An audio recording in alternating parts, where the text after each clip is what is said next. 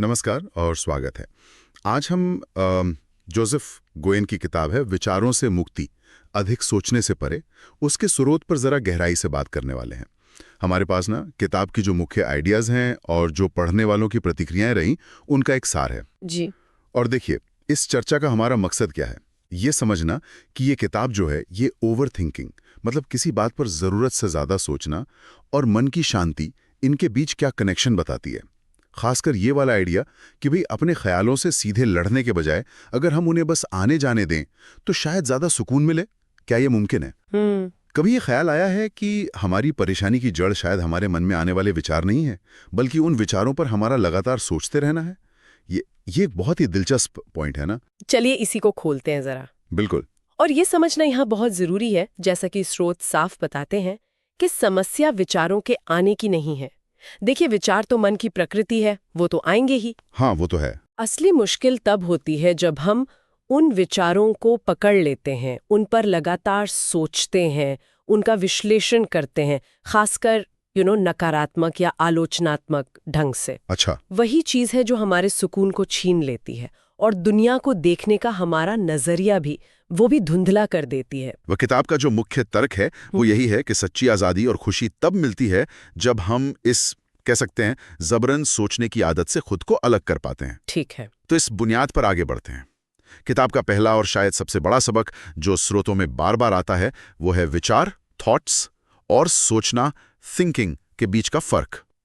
सुनने में शायद मामूली लगे, पर लगता है इसमें कुछ गहरा है। हाँ, बिल्कुल। स्रोत कहते हैं कि विचार तो बस मन में अपने आप आते हैं, बिना हमारी किसी कोशिश के, जैसे आसमान में बादल आते जाते हैं वैसे, और ये अपने आप में न्यूट्रल होते हैं, ना अच्छे न बुरे, बस हैं। हाँ, ये न्यूट्रल वाली बात बहुत अहम है।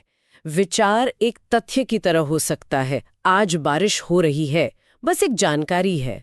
लेकिन सोचना वो प्रक्रिया है जब हम उस विचार से सक्रिय रूप से जुड़ते हैं। हम उस पर अपनी मानसिक ऊर्जा लगाते हैं, उसे पकड़कर बैठ जाते हैं, उसके इर्द गिर्द और कहानियां बुनने लगते हैं। जैसे ओ, बारिश हो रही है, अब मेरा बाहर जाने का प्लान खराब हो गया, मेरा तो दिन ही बेकार है। हमेशा मेरे साथ ही ऐसा होता है। हाँ, समझ गया। देखा आपने, एक साधारण सा विचार कैसे भावनात्मक बोझ बन गया। हाँ। स्रोतों के मुताबिक यही सक्रिय जुड़ाव, ये सोचना, हमें थकाता है और दुख पैदा करता है। इस फर्क को सिर्फ जानना नहीं, बल्कि महसूस करना, वो मानसिक बोझ कम करने की दिशा में पहला और शायद सबसे जरूरी कदम है। ये तो सोचने वाली बात है। मतलब हम जिसे कहते हैं मैं सोच रहा हूँ, वो असल में एक तरह का चुनाव है कि हम विचारों के बहाव में कूद पड़ें। हाँ, कह सकते हैं। जबकि विचार तो बस बैकग्राउंड में कोई संगीत चल रहा हो उसकी तरह हो सकते हैं। ध्यान देना या ना देना हमारे हाथ में है। तो ये फर्क समझना, ये तो अपने मन के काम करने के तरीके को एक बिल्कुल नई रोशनी में देखने जैसा है। बिल्कुल सही। ये सिर्फ शब्दों का हेरफेर नहीं है, ये अपने अनुभव को बदलने की चाबी हो सकती है। सही। और ये हमें सीधे किताब के केंद्रीय संदेश तक ले जाता है। स्रोतों में एक पाठक या शायद समीक्षक के हवाले से एक बड़ी साफ बात कही गई है, जो इस पूरे फलसफे का निचोड़ लगती है मुझे। क्या? वो कहते हैं, विचार बेहतरीन है, सोचना समस्याग्रस्त हो सकता है। जब मैं उस तथ्यात्मक विचार को लेता हूँ और उस पर अत्यधिक सोचना शुरू कर देता हूँ, खुद का मूल्यांकन करता हूँ, विचारों के जाल में फंसता हूँ, तब वह विचार उपयोगी नहीं रह जाता। वाह, ये नजरिया वाकई शक्तिशाली है ना? ये हमें अपने विचारों को थोड़ी दूरी से, ज्यादा तटस्थता से देखने की क्षमता देता है। जब हम विचारों को सिर्फ विचार मानते हैं, ना कि कोई अटल सच्चाई या अपनी पहचान का हिस्सा, तो उनसे जुड़ी जो भावनात्मक तीव्रता होती है वो अपने आप कम होने लगती है। यहाँ ये वाकई दिलचस्प हो जाता है, क्योंकि हमारी आम आदत तो यही होती है कि हम अपने विचारों को, खासकर जो नेगेटिव वाले होते हैं, उनको बहुत गंभीरता से लेते हैं। हाँ, बिल्कुल। अपनी पहचान का हिस्सा मान लेते हैं। मैं एक चिंतित इंसान हूँ, ऐसा कहने लगते हैं, बजाय ये देखने के कि मेरे मन में चिंता वाले विचार आ रहे हैं। तो किताब का ये कहना कि समस्या विचार नहीं बल्कि उन पर सोचना है, ये तो पूरा खेल ही बदल देता है। हाँ, और इसका सीधा मतलब ये है कि हमें अपने विचारों को कंट्रोल करने की या दबाने की या बदलने की जो अंतहीन कोशिश हम करते रहते, शायद उसकी जरूरत ही नहीं है। तो फिर करना क्या है? इसके बजाय हमें उस प्रक्रिया से सचेत रूप से दूरी बनाने पर ध्यान देना चाहिए, जिसे हम ओवर थिंकिंग कहते हैं। अगर हम इसे बड़ी तस्वीर में देखें तो ये हमारे अपने मन के साथ हमारे रिश्ते को बदलने की बात है। ये मन की सामग्री यानी थॉट्स को जबरदस्ती बदलने या साफ करने की कोशिश नहीं है, अच्छा। बल्कि उस सामग्री के साथ अपने जुड़ाव, अपने एंगेजमेंट के तरीके को बदलने की बात है। ज्यादातर सेल्फ हेल्प तकनीकें क्या करती हैं? हाँ, सही है। ये किताब एक अलग रास्ता सुझा रही है। विचारों को आने जाने दो जैसे वे हैं, बस उनसे उलझो मत, उन्हें पकड़ो मत। ये सुनने में जितना सरल लग रहा है, क्या ये वाकई प्रैक्टिकल है? मतलब खासकर जब मन में बहुत तीव्र भावनाएं उठ रही हों या चिंताएं हों, क्या स्रोत इस बारे में कुछ बताते हैं कि ये न उलझना कैसे संभव होता है? ये एक बहुत वाजिब सवाल है। और देखिए, स्रोत बताते हैं कि किताब का जोर इच्छा शक्ति माने विल पावर या किसी खास तकनीक पर उतना नहीं है, तो फिर किस पर है? जितना कि जागरूकता, अवेयरनेस के विस्तार पर है। यानी अपने सोचने के पैटर्न को बिना किसी जजमेंट के देखना सीखना। अच्छा, मतलब सिर्फ देखना। हाँ, ये न उलझना कोई जबरदस्ती की जाने वाली क्रिया नहीं है, ये जागरूकता के एक स्वाभाविक परिणाम है, ऐसा बताया गया है। जब आप ये देखना शुरू करते हैं कि आप कैसे अपने विचारों में फंसते हैं, तो धीरे धीरे उनसे दूरी बनाने की क्षमता विकसित होती है। किताब में सरल संकेतों मतलब प्रॉम्प्ट्स और चिंतन, रिफ्लेक्शंस के जरिए इसी जागरूकता को बढ़ाने पर जोर दिया गया है। इसे एक कौशल की तरह देखा गया है जिसे अभ्यास से विकसित किया जा सकता है। कोई जादुई स्विच नहीं है जिसे बस ऑन कर देना है। अच्छा, तो ये जागरूकता बढ़ाने की बात हुई। स्रोतों से ये भी पता चलता है कि ये किताब काफी संक्षिप्त है, छोटी सी है। मूल रूप से लगभग 99 पेज की ही बताई गई है। हाँ, काफी छोटी है। लेकिन छोटी होने के बावजूद इसे परिवर्तनकारी विचारों और व्यवहारिक अभ्यासों से भरपूर बताया गया। इसमें उपस्थिति यानी प्रेजेंस, यानी वर्तमान क्षण में पूरी तरह मौजूद रहना, आंतरिक शांति पाना और हम अपने बारे में जो नकारात्मक कहानियां गढ़ लेते हैं ना, हाँ, वो तो गढ़ते ही हैं, उन्हें फिर से लिखने या उनसे दूरी बनाने पर जोर है। जी हाँ, और आपने जैसे संकेतों और चिंतन का जिक्र किया, तो स्रोतों में एक अपडेटेड विस्तारित संस्करण, एक्सपैंडेड एडिशन का भी जिक्र है। वो शायद अक्टूबर 2024 के आसपास आया। अच्छा, अपडेटेड वर्जन भी है? हाँ, उसमें नए अध्याय, जर्नलिंग प्रॉम्प्ट्स मतलब शायद डायरी में लिखने के लिए कुछ सवाल या दिशा निर्देश, चिंतनशील अभ्यास और यहाँ तक कि कविता भी शामिल की गई है।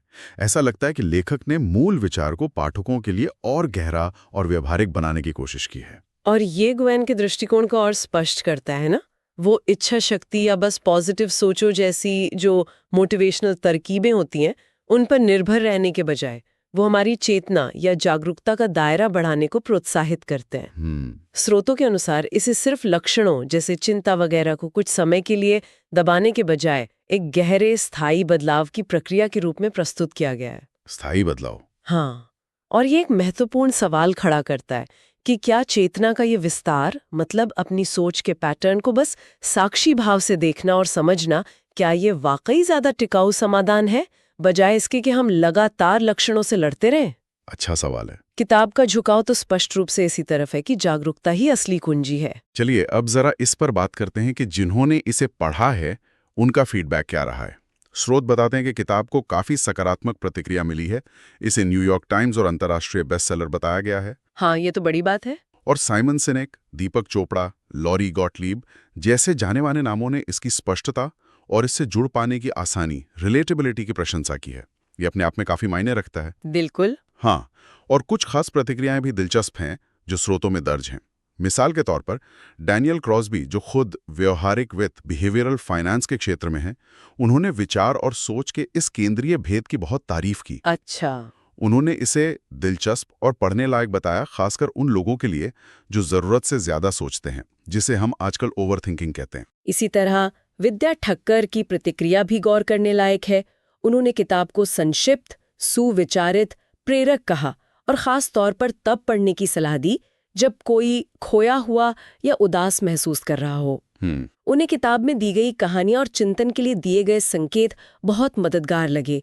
ये दिखाता है कि किताब सिर्फ सैद्धांतिक नहीं है, बल्कि भावनात्मक स्तर पर भी जुड़ती है लोगों से। एक और नजरिया रायन जोफे का है, जो एक व्यक्तिगत विकास कोच हैं।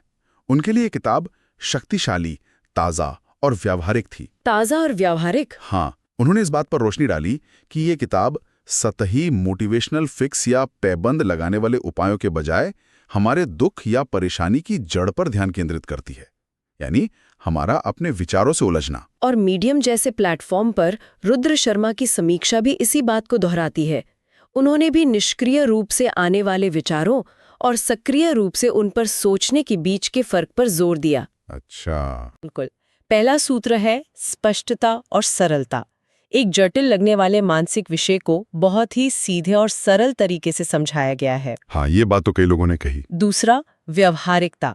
ये सिर्फ फलसफा नहीं है, बल्कि इसे जीवन में उतारा जा सकता है। लोग इसे उपयोगी पा रहे हैं। ठीक है।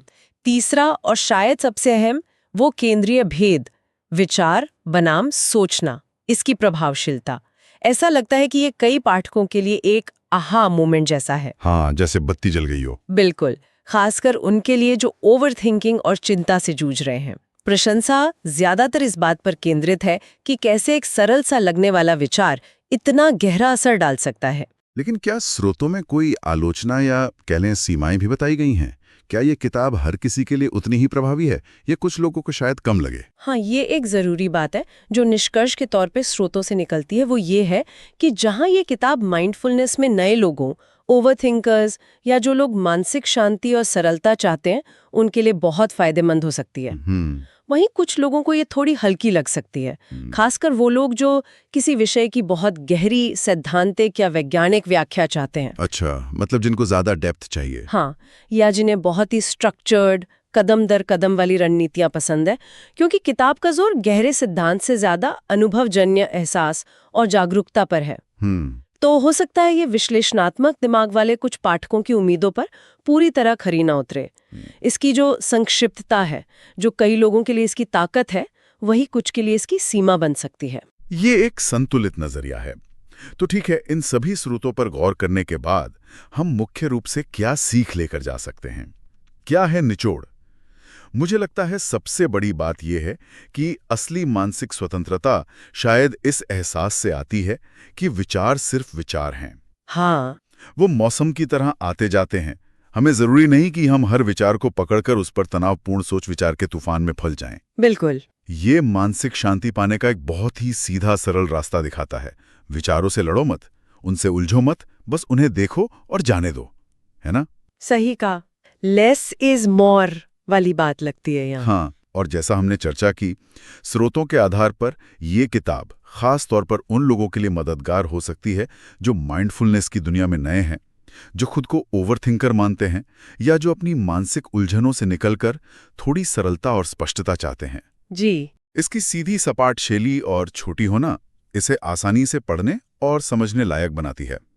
लेकिन यह भी ध्यान रखना जरूरी है कि अगर कोई बहुत गहरी मनोवैज्ञानिक थ्योरी या डिटेल्ड एक्शन प्लान ढूंढ रहा है, तो शायद उन्हें यहाँ वो ना मिले। बिल्कुल। और अंत में एक विचार छोड़ जाते हैं श्रोताओं के लिए सोचने को। ये स्रोतों से सीधे नहीं आता, पर इस किताब के मूल सिद्धांत का एक दिलचस्प विस्तार हो सकता है। बताइए। हमने बात की कि अपने आंतरिक विचारों से न उलझें, उन्हें बस आने जाने दें। हाँ। लेकिन क्या होगा यदि हम इसी न उलझने, नॉन एंगेजमेंट के सिद्धांत को बाहरी दुनिया की उत्तेजनाओं पर भी लागू करें? बाहरी दुनिया मतलब? मिसाल के तौर पर खबरों की लगातार बमबारी, सोशल मीडिया पर दिखने वाली हर पोस्ट या जानकारी का वो अथाह सागर जिसमें हम रोज गोते लगाते हैं। Information overload. हाँ, अगर हम हर बाहरी सूचना या घटना से भी भावनात्मक रूप से तुरंत उलझना बंद कर दें, उसे भी बस एक सूचना या घटना की तरह देखें बिना तुरंत रिएक्ट किए, तो ये दुनिया को अनुभव करने के हमारे तरीके को कैसे बदल सकता है? यह तो बहुत दिलचस्प सवाल है। क्या इससे हमें बाहरी शोर के बीच भी आंतरिक शांति बनाए रखने में मदद मिल सकती है? ये एक बड़ा सवाल है जिस पे शायद आगे सोचा जा सकता है इस किताब की सीख के आधार पर। बिल्कुल, सोचने के लिए एक बेहतरीन नुक्ता।